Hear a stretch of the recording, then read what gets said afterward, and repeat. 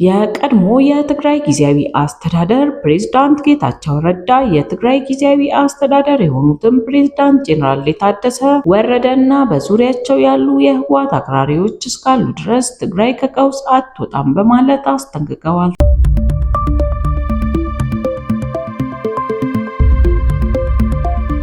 ሰላም ጤና ይስጥልኝ ውድ አድማጭ ተከታታዮች እንደምን ሰነበታችሁ?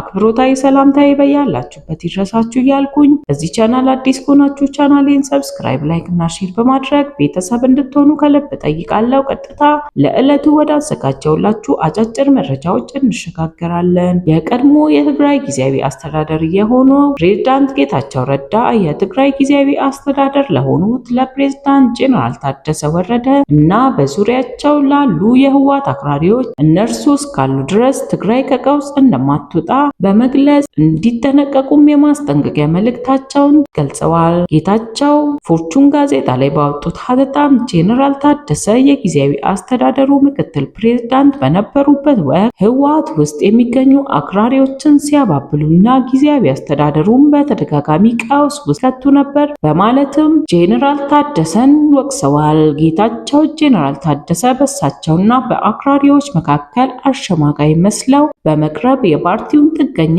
አድርገዋቸው እንደነበርም በመጥቀስ በኋላም ጄኔራሉ የጊዜያዊ አስተዳደር ፕሬዝዳንት መሆናቸውን በትግራይ ብዙ ጥፋት ማስከተሉንም ገልጸዋል። ጄኔራል ታደሰ የክልሉ ኢንቨስትመንት መሬት ጉዳዮችን እንዲቆጣጠሩ የተሰጣቸውን ኃላፊነት ራሳቸውንና በዙሪያቸው ያሉ አካላትን ለማበልጸግ ተጠቅመውበታል ያሉት ጌታቸው ጄኔራል ታደሰ ለፈጸሙት ሴራና ጥፋት ሁሉ አለመቅጣታቸው ስህተት እንደነበር አውስተዋል። ህወሓት የፌዴራል ኃይሎች በትግራይ ክልል በተለያዩ አካባቢዎች ወደፊት እየገፉ መሆናቸውን በመግለጽ ሁኔታው ዳግም ግጭት ሊቀሰቅስ እንደሚችል አስጠንቅቀዋል። ህወሓት የፌዴራል መንግስት የፕሪቶሪያን ስምምነት የሚጥሱ ወታደራዊ እንቅስቃሴዎችን እየወሰደ ነው ሲል ትናንትና ባወጣ መግለጫ ከሷል። ድርጅቱ አሁንም አለመግባባቶች በውይይትና በሰላማዊ የፖለቲካ መንገድ ለመፍታት ቁርጠኛ መሆኑን የገለጸ ሲሆን ህወሓት በመግለጫው የፌዴራል ኃይሎች በቅርብ ቀናት ውስጥ በወታደራዊ ክፍሎችና በሰላማዊ ሰዎች ላይ ተኩስ ከፍተዋል ሲልም ወንጅሏል።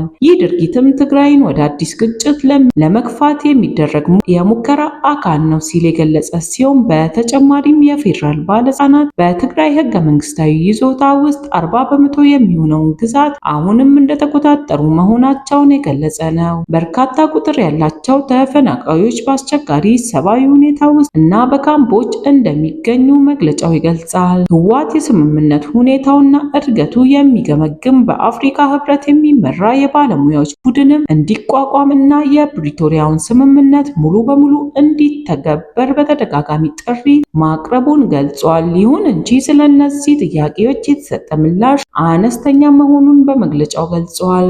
መግለጫውም የኢትዮጵያ መንግስት አሁን ትግራይን ወደ ሌላ ዙር ደም አፋሳሽ ጦርነት ለማስገባት እየጣረ ነው የሚል ሲሆን ሆኖም ድርጅቱ ወታደራዊ ግጭትን የመመለስ ምንም ፍላጎት እንደሌለውና ይልቁኑ በፕሪቶሪያ ስምምነት ማዕቀፍ ውስጥ ድርድር እንዲደረግ እንደሚፈልግ ገልጿል። አዲስ ስታንዳርድ ዘገባውን ባጠናቀረበት ወቅትም የቀረቡት ክሶች በተናጠል ማረጋገጥ አልተቻለም።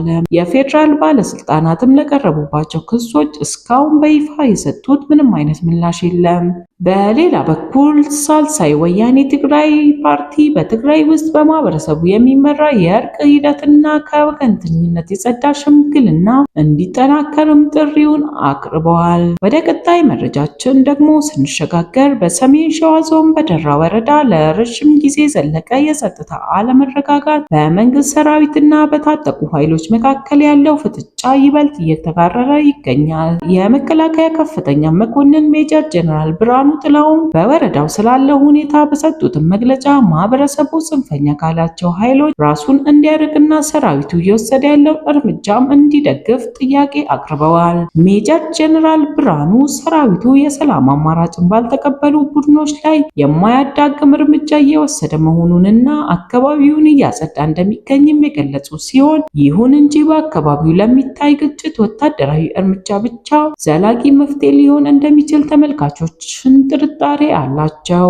ጽንፈኛ ተብሎ የተፈረጁት ቡድኖች በማህበረሰቡ ውስጥ ያላቸው መስተጋብርና የግጭቱ መነሻ የሆነው የፖለቲካ ጥያቄዎች በውይይት ካልተፈቱ ወታደራዊ ማጽዳቱ ጊዜያዊ መረጋጋት ብቻ ሊያመጣ እንደሚችል ይነገራል። አዛዡ ደራ ወረዳ የብሔር ብሔረሰቦች አብሮነት መገለጫ መሆኗን ቢጠቅሱም አሁን ያለው ግጭት ግን ይህንን የአብሮነት እሴት እየፈተነም ይገኛል። ሜጀር ጄኔራል ህዝብ እነዚህን ኃይሎች አንቅሮ ሊተፋቸው ይገባል የሚል ጠንካራ ጥሪ ቢያቀርቡ በታጠቁ ኃይሎችና በመንግስት መካከል ያለው ፍጥጫ መሃል የገባ ንጹህ ዜጋ የጸጥታ ዋስትና ማጣቱ ትልቅ ፈተና ሆኖም ቀጥሏል። መግለጫው የሃይማኖት አባቶችና የማህበረሰቡ መሪዎች ሰላምን በማስፈን በኩል ድርሻቸውን እንዲወጡ አሳስበዋል። ወደ ሌላ መረጃችን ስንሸጋገር ደግሞ ውጊያው ከሻዕቢያ ጋር ነው ሲል የአማራ ክልል ሰላምና ጸጥታ ቢሮ አስታወቀ።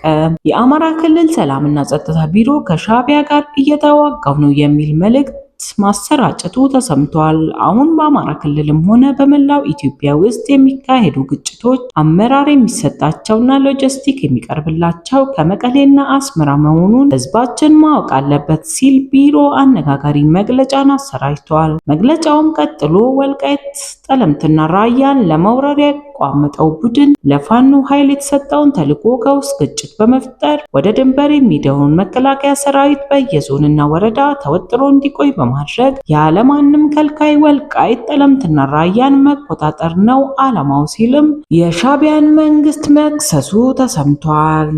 የብልጽግና ፓርቲ አዲስ የምርጫ ምልክት ይፋ አድርጓል። የብልጽግና ፓርቲ ለሰባተኛ ጠቅላላ ምርጫ የሚወዳደርበትን የምርጫ ምልክት ዛሬ ባካሄደው የፓርቲው ጠቅላላ ስብሰባ ላይ ይፋ ማድረጉ ተሰምቷል። ፓርቲው ግንቦት 24 2018 ዓ.ም ለሚካሄደው ጠቅላላ ምርጫ የምርጫ ቦርድ ባስቀመጠው መርሃ ግብር መሰረት የምርጫ ቅስቀሳን ለማካሄድ ቅድመ ዝግጅቱን ማጠናቀቁንም ገልጿል። የማኒፌስቶና የምርጫ ምልክቱንም በዛሬ ቀን ይፋ አድርጓል። በዚህም መሰረት የስንዴ ነዶ ብልጽግና ፓርቲ የሚወዳደርበት ምልክት መሆኑን ዛሬ በይፋ አስታውቋል። በመጨረሻም ወደ አዘጋጀውላችሁ መረጃ ስንሸጋገር አንቶኒዮ ጉተሬስ ስለ ኢትዮ ኤርትራ ውጥረት በአዲስ አበባ ሊመክሩ እንደሆነ ተሰማ። የተባበሩት መንግስታት ድርጅት ዋና ጸሐፊ አንቶኒዮ ጉተሬስ በዚህ ሳምንት አዲስ አበባን እንደሚጎበኙ ተሰምቷል። ጉተሬስ በጉብኝታቸው በአፍሪካ ህብረት ስብሰባ ላይ እንደሚሳተፉ የተነገረ ሲሆን ጎን ለጎን ከተለያዩ የአፍሪካ ሀገራት መሪዎች ጋር ይወያያሉ። በዚህም ጉብኝታቸው ከኢትዮጵያ ጠቅላይ ሚኒስትር ዶክተር አብይ አህመድ ጋር እንደሚወያዩ የተመላከተ ሲሆን በዋናነትም ስለተባባሰው የኢትዮ ኤርትራ ውጥረት ይነጋገራሉ ተብሏል። እንደሚታወቀውም የኢትዮጵያ መንግስት ሻዕቢያ በኢትዮጵያ ላይ እያደረገ ስላለው ህገወጥ ድርጊት 2 ጊዜ ይፋዊ ደብዳቤ ለተመድ አስገብቷል። ሆኖም ድርጅቱ ለሁለቱም የኢትዮጵያ ደብዳቤዎች ምላሽ አለመስጠቱም ተሰምቷል። ሀገራችንን ሰላም ያደርግልን። ሰናይ ጊዜ እንዲሆን መልካም ምኞቴ ነው። ሰናይ ቀን